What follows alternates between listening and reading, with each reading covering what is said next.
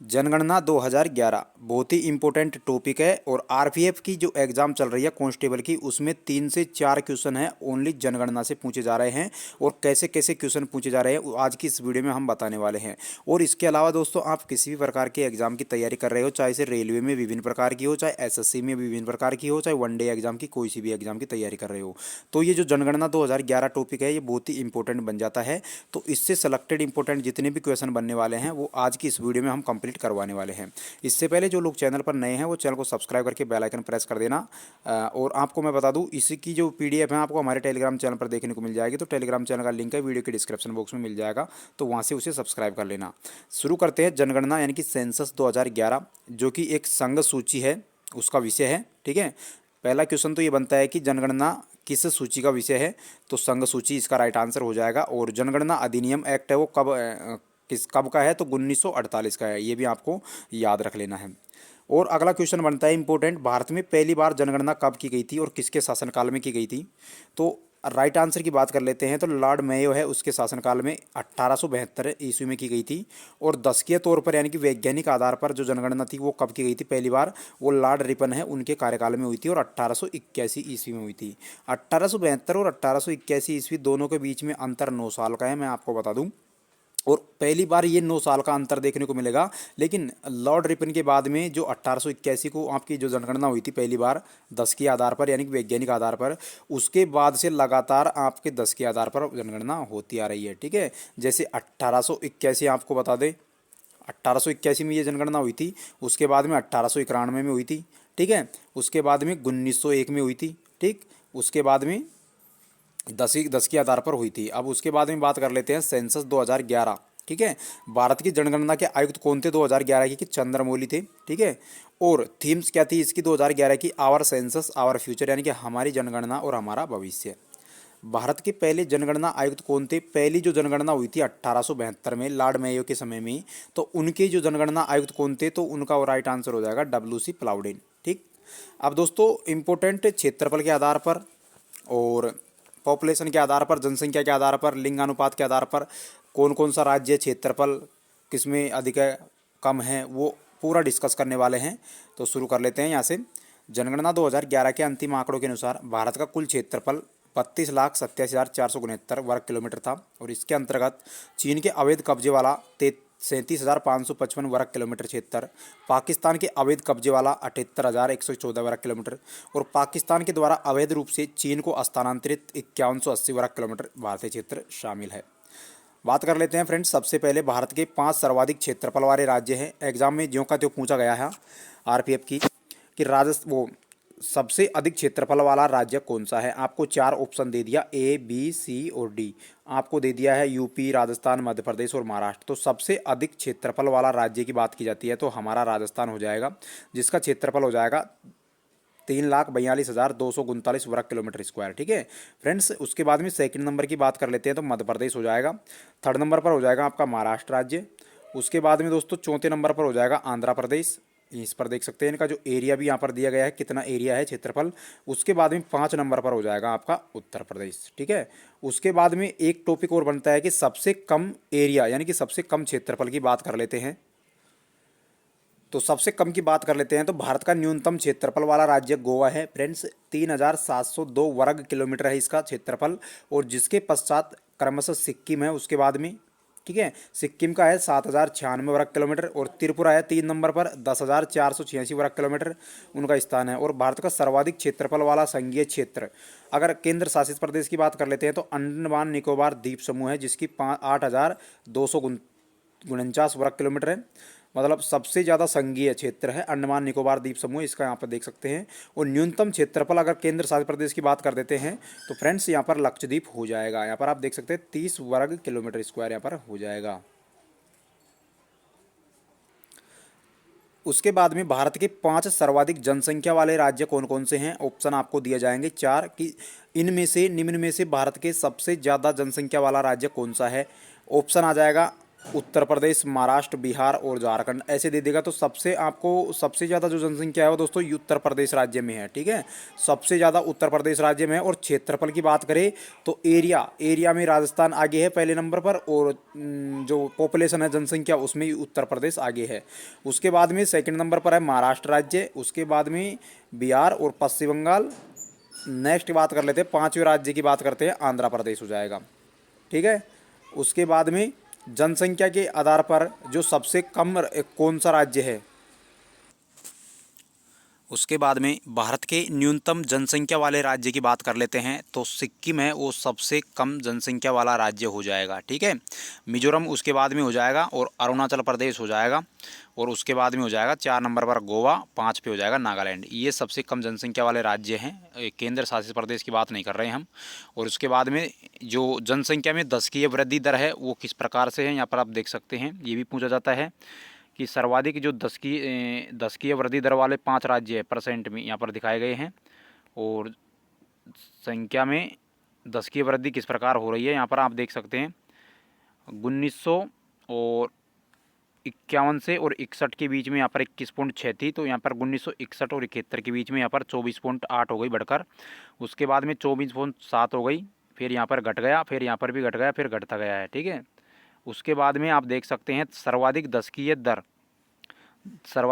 वृद्धि दर वाले 5 राज्य परसेंट में कौन कौन से हो जाएंगे। कौन सा है जिसमें सर्वाधिक दशकीय वृद्धि दर यहाँ पर हुई थी, मेघालय है एकमात्र, उसमें सबसे ज़्यादा 27.9% वृद्धि देखने को मिली।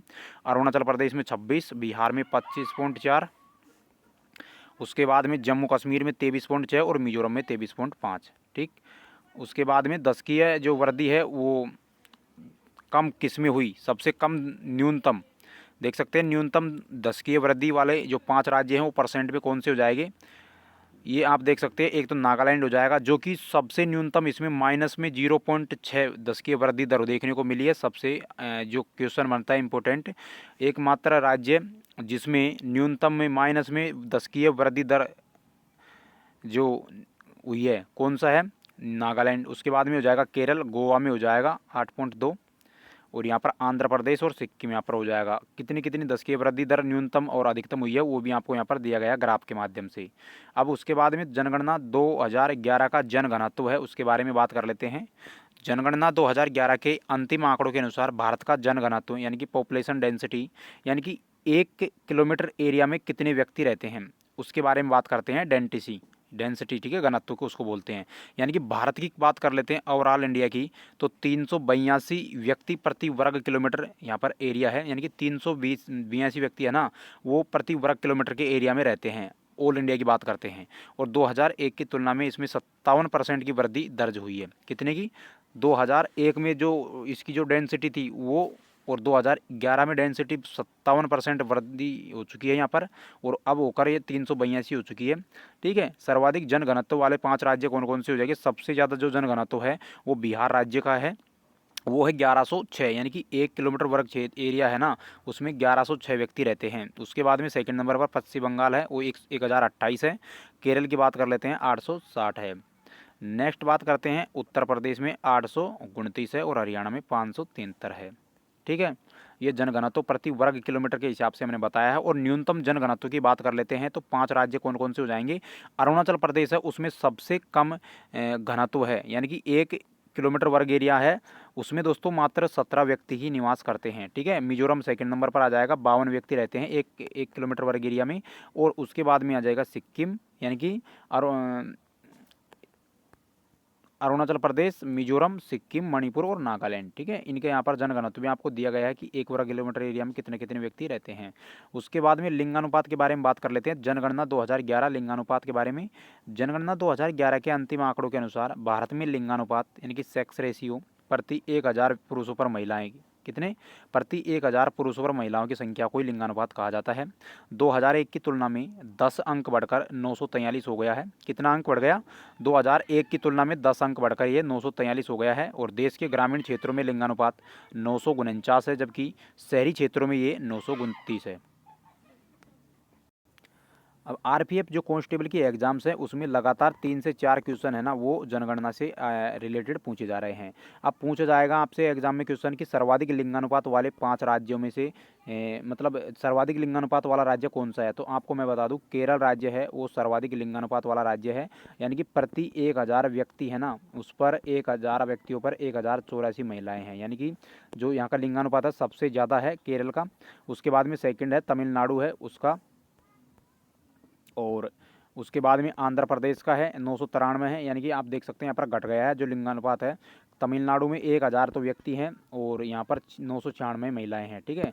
आंध्र प्रदेश में 993 महिलाएं हैं 1000 प्रति पुरुष पर, ठीक है। छत्तीसगढ़ में 991 है, ठीक है। और यहाँ पर न्यूनतम लिंगानुपात की बात कर लेते हैं तो न्यूनतम लिंगानुपात है हरियाणा का हो जाएगा सबसे कम जो लिंगानुपात है, यानी कि 1000 जो व्यक्ति हैं उन पर 879 महिलाएं हैं, वो सबसे कम जो लिंगानुपात हो जाएगा हरियाणा राज्य का हो जाएगा। उसके बाद में हरियाणा से जो 889 हो जाएगा जम्मू कश्मीर का, सिक्किम का हो जाएगा 890, उसके बाद में पंजाब का हो जाएगा 895 और उत्तर प्रदेश का हो जाएगा 912, ठीक है। उसके बाद में सर्वाधिक शिशु जनसंख्या वाले 5 राज्य की बात कर लेते हैं तो उत्तर प्रदेश में सर्वाधिक शिशु जनसंख्या है, उसके बाद में बिहार, महाराष्ट्र, और महाराष्ट्र के बाद में मध्य प्रदेश और राजस्थान 5वें नंबर तक। उसके बाद में न्यूनतम शिशु जनसंख्या वाले 4 राज्य कौन कौन से हैं, ठीक है।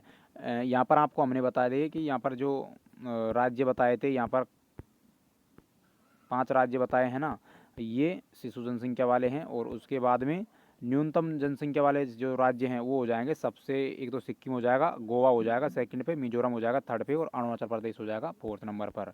उसके बाद में सर्वाधिक शिशु लिंगानुपात वाले 5 राज्य कौन से हैं। सबसे ज़्यादा जो शिशु लिंगानुपात है यानी कि जो बच्चों का 1000 बच्चों पर प्रति जो लड़कियां होती हैं उनकी यहाँ पर लिंगानुपात बोलते हैं, तो अरुणाचल प्रदेश है उसमें सबसे ज़्यादा सर्वाधिक लिंगानुपात है 972, 1000 पर 972, ठीक है, शिशुओं का, ठीक है। मिजोरम की बात करते हैं सेकंड नंबर पर आता है 970, उसके बाद में मेघालय और 970, छत्तीसगढ़ 969 और केरल में 964 हो जाएगा। उसके बाद में शिशु लिंगानुपात सबसे कम 5 राज्य कौन कौन से हैं। हरियाणा पहले ही जो लिंगानुपात के मामले में कम था वैसे, और शिशु लिंगानुपात में भी सबसे कम है हरियाणा ही है, ठीक है, 834 है। पंजाब में 846 है और जम्मू कश्मीर है उसमें 862 है। राजस्थान 4 नंबर पर पहुंच गया 888 है, और गुजरात और उत्तराखंड है 890 हो जाएंगी। उसके बाद में सर्वाधिक साक्षरता दर वाले 5 राज्य कौन से हैं पूछा जाएगा, तो केरल है उसमें सर्वाधिक साक्षरता दर है, यहाँ पर आप देख सकते हैं 94% है। मिजोरम में 91% है, गोवा में 88.7% है, ठीक है। उसके बाद में त्रिपुरा है वो 87.2 है, हिमाचल प्रदेश में 82.8 है। उसके बाद में क्वेश्चन पूछा जाएगा न्यूनतम साक्षरता दर वाले 5 राज्य कौन थे, सबसे कम साक्षरता किस राज्य की है। तो मैं आपको बता दूं बिहार राज्य है उसकी सबसे कम साक्षरता, यानी कि पढ़े लिखे हुए लोग हैं ना उनकी बात कर जाते हैं, तो बिहार राज्य है वो एकमात्र उसकी सबसे कम साक्षरता है। उसके बाद में अरुणाचल प्रदेश हो जाएगा 65.4%, और नेक्स्ट हो जाएगा दोस्तों राजस्थान 3 नंबर पर, झारखंड हो जाएगा 4 नंबर पर, आंध्र प्रदेश हो जाएगा 67 मतलब 5वें नंबर पर, ठीक है, 67 पॉइंट है। सर्वाधिक पुरुष साक्षरता की बात करते हैं तो सर्वाधिक जो पुरुष साक्षरता वाले 5 राज्य कौन सा हो जाएगा, केरल हो जाएगा, आपको बता दिया था मैंने 96.1% है। उसके बाद में मिजोरम हो जाएगा थर्ड नंबर पर, हो जाएगा गोवा।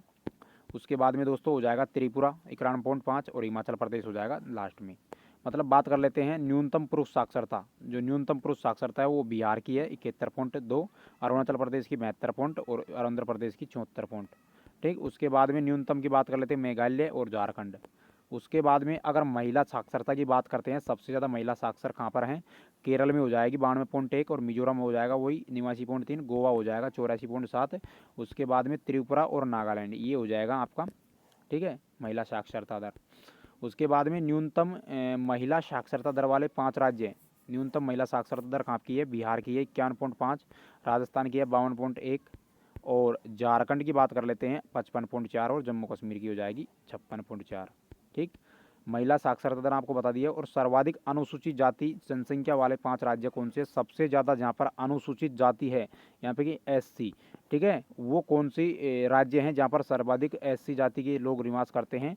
तो उत्तर प्रदेश में सबसे ज़्यादा एससी यहाँ पे 4.14 करोड़ व्यक्ति हैं वो निवास करते हैं। उसके बाद में पश्चिम बंगाल में 2.15 करोड़ है, 3 नंबर पर की बात करते हैं तो बिहार में 1.66 करोड़ है। उसके बाद में तमिलनाडु में 1.44 करोड़ है, आंध्र प्रदेश में 1.39 करोड़ है। उसके बाद में दोस्तों न्यूनतम अनुसूचित जाति संख्या वाले 5 राज्य हैं, सबसे कम मैं आपको बता दूं, जो SC वाले कैटेगरी के छात्र हैं वो सबसे कम किस राज्य में है, आपको बता दूं। सबसे कम की बात कर लेते हैं तो ये क्वेश्चन भी बहुत इंपॉर्टेंट बन जाता है। मिजोरम राज्य है, उसमें मात्र 1218 ही रहते हैं। मेघालय में 17,355 है। गोवा में 25,449 हैं। उसके बाद में सिक्किम की बात कर लेते हैं, 28,275 है। मणिपुर में 97,000 हैं। ठीक है। उसके बाद में दोस्तों अनुसूचित जाति की बात कर लेते हैं। ST कैटेगरी की जो जनसंख्या है वो कहाँ कहाँ पर सबसे ज़्यादा है, तो पंजाब में सबसे ज़्यादा है, हिमाचल प्रदेश में है उसके बाद में, और उसके बाद में दोस्तों पश्चिम बंगाल और उत्तर प्रदेश और एक हरियाणा। ठीक है, यहाँ से सबसे ज़्यादा है मतलब। और अनुसूचित जाति यानी कि ST कैटेगरी सबसे कम कहाँ पर है, मतलब ये करोड़ों में बताइए हमको, हमने ये करोड़ है ना, ये 2 करोड़ है, 25 करोड़ है, 31 करोड़। तो यहाँ पर अब देख लेना सबसे कम अनुसूचित जाति वाले लोग कहाँ पर रहते हैं, वो रहते हैं यहाँ पर 1.53 करोड़। मध्य प्रदेश में सबसे कम है, सर्वाधिक की बात कर रहे हैं यहाँ पर। ये तो आपको हमने बताया था, वो अनुसूचित जाति प्रतिशत वाले 5 राज्य, परसेंट की बात कर लेते हैं, सर्वाधिक अनुसूचित जाति। ठीक है, वो परसेंट की बात कर लेते हैं, पंजाब हो जाएगा, और यहाँ पर हो जाएगा ना वो जनसंख्या में बात कर लेते हैं, यहाँ पर परसेंट की बात करते हैं। ठीक है, न्यूनतम, और यहाँ पर सर्वाधिक अनुसूचित जाति है। उसके बाद में सर्वाधिक अनुसूचित जनजाति है ना वाले 5 राज्य कौन कौन से होंगे, यानी कि ST कैटेगरी की बात कर लेते हैं तो मध्य प्रदेश हो जाएगा 1.53 करोड़, महाराष्ट्र हो जाएगा 1.5 करोड़, ओडिशा 0.96 करोड़। उसके बाद में राजस्थान और गुजरात इसके हो जाएंगे। अनुसूचित जनजाति ST कैटेगरी की बात कर लेते हैं। अब न्यूनतम अनुसूचित जनजाति वाले 5 राज्य कौन से हो जाएंगे, गोवा हो जाएगा 1.69 लाख, सिक्किम हो जाएगा 2.6 लाख, उत्तराखंड हो जाएगा 2.91 लाख, हिमाचल प्रदेश और केरल इसमें आ जाएंगे चौथे और पाँचवें नंबर पर। सर्वाधिक अनुसूचित जनजाति प्रतिशत वाले 5 राज्य कौन से हैं, परसेंट की बात कर लेते हैं तो मिजोरम में हो जाएगा 94.4%, नागालैंड में 86.5%। अनुसूचित जनजाति की बात करते हैं तो मेघालय 3 नंबर पर, अरुणाचल प्रदेश 4 नंबर पर हो जाएगा, और उसी के साथ में 35.1 के साथ में हो जाएगा मणिपुर परसेंट में यहाँ पर। ठीक है, सर्वाधिक नगरीय जनसंख्या वाले 5 राज्य कौन से हैं, सबसे ज़्यादा जो नगरीय जनसंख्या कौन कौन से राज्य में है, पहले नंबर पर आता है दोस्तों महाराष्ट्र। महाराष्ट्र में आप देख सकते हैं इतनी जो संख्या है वो नगरीय है। उत्तर प्रदेश सेकंड नंबर पर आ जाएगा, तमिलनाडु हो जाएगा तीसरे नंबर पर। यहाँ पर बगल में आप देख सकते हैं इसके राइट साइड में जनसंख्या भी आपको दी गई है, नगरीय जनसंख्या करोड़ों में। ठीक है, आंध्र पश्चिम बंगाल और उसके बाद में आंध्र प्रदेश। अब उसके बाद में न्यूनतम नगरीय जनसंख्या वाले 5 राज्य कौन से हो जाएंगे, जो सबसे कम नगरी की जो संख्या है, शहर की मतलब, सिक्किम में सबसे कम नगरीय संख्या है पहले नंबर पर, उसके बाद में अरुणाचल प्रदेश है, नागालैंड है 3 नंबर पर, उसके बाद में मिजोरम हो जाएगा 4 पर, और मेघालय हो जाएगा 5 नंबर पर। नेक्स्ट है सर्वाधिक ग्रामीण जनसंख्या वाले 5 राज्य कौन सा है, सबसे ज़्यादा ग्रामीण जो लोग हैं वो कहाँ पर रहते हैं, कौन से राज्य में रहते हैं, तो इसका नंबर आ जाएगा उत्तर प्रदेश का, पहले राज्य है जो कि सबसे ज़्यादा ग्रामीण जनसंख्या वाले मतलब जो लोग रहते हैं। सेकंड आ जाएगा बिहार, उसके बाद में आ जाएगा थर्ड नंबर पर पश्चिम बंगाल, उसके बाद में मैं आपको बता दूं महाराष्ट्र आ जाएगा ग्रामीण के एरिया के हिसाब से, और उसके बाद में आ जाएगा आंध्र प्रदेश। ठीक, उसके बाद में न्यूनतम ग्रामीण जनसंख्या वाले 5 राज्य कौन से हो जाएंगे, न्यूनतम जो ग्रामीण जनसंख्या है वो सिक्किम में हो जाएगी पहले नंबर पर, मिजोरम में हो जाएगी सेकंड नंबर, और गोवा में हो जाएगी थर्ड नंबर, मतलब बढ़ते हुए क्रम में है ये। अरुणाचल प्रदेश हो जाएगा 4 नंबर, नागालैंड हो जाएगा 5 नंबर। ये ग्रामीण जनसंख्या की बात कर लेते हैं। और सर्वाधिक नगरीकरण न्यूनतम ग्रामीण प्रतिशत वाले 5 राज्य कौन से हैं जो सर्वाधिक नगरीकरण हो चुके हैं न्यूनतम ग्रामीण, वो है पहले नंबर पर गोवा है, दूसरे पे है मिजोरम, थर्ड नंबर और फोर्थ नंबर की बात करें तमिलनाडु और केरल हो जाएगा, 5 नंबर पे हो जाएगा महाराष्ट्र। उसके बाद में न्यूनतम नगरीकरण सर्वाधिक ग्रामीण की बात कर लेते हैं, 5 राज्य हैं यहाँ पर हमने बात की थी, जो सर्वाधिक जो नगरीकरण न्यूनतम ग्रामीण की बात कर लेते हैं, और यहाँ पर सर्वाधिक ग्रामीण की बात कर लेते हैं। सर्वाधिक ग्रामीण कहाँ पर है, एक तो हो जाएगा हिमाचल प्रदेश में, बिहार में, थर्ड नंबर पर आसाम हो जाएगा, ओडिशा और मेघालय। यहाँ पर दोस्तों ये नगरीकरण के मामले में हो जाएगा। आई होप वीडियो पसंद आई होगी दोस्तों। अगर वीडियो पसंद आए तो वीडियो को एक लाइक कर देना, चैनल पर यदि आप नए हैं तो चैनल को भी सब्सक्राइब कर देना। ठीक है, आप सभी को ये वीडियो है वो पसंद भी आई हुई होगी, क्योंकि दोस्तों इस वीडियो को बनाने में बहुत ही इंपॉर्टेंट यहाँ पर समय लगा है, बहुत ज़्यादा समय लगा है, और इसकी PDF आपको टेलीग्राम चैनल पर देखने को मिल जाएगी। टेलीग्राम चैनल का लिंक इसी वीडियो की डिस्क्रिप्शन में मिल जाएगा, तो वहाँ से आप उसे देख लेना, ठीक है। और फ्रेंड्स जो टॉपिक वाइज जो इंपॉर्टेंट टॉपिक आ रहे हैं उनका आपको अलग से यहाँ पर, अब जैसे जनगणना आज करवा दी है हमने, उसके बाद में महत्वपूर्ण संशोधन है, संविधान संशोधन है, महत्वपूर्ण अनुच्छेद हैं, महत्वपूर्ण अनुसूचियाँ हैं, उसके बाद में जो 1857 की जो क्रांति है उससे भी रिलेटेड कई क्वेश्चन पूछे जा रहे हैं, तो उसकी भी आपको अलग से वीडियो मिल जाएगी और प्लेलिस्ट मिल जाएगी अलग से। तो वीडियो को लाइक कर देना, चैनल को भी सब्सक्राइब कर देना। मिलते हैं अगली वीडियो में।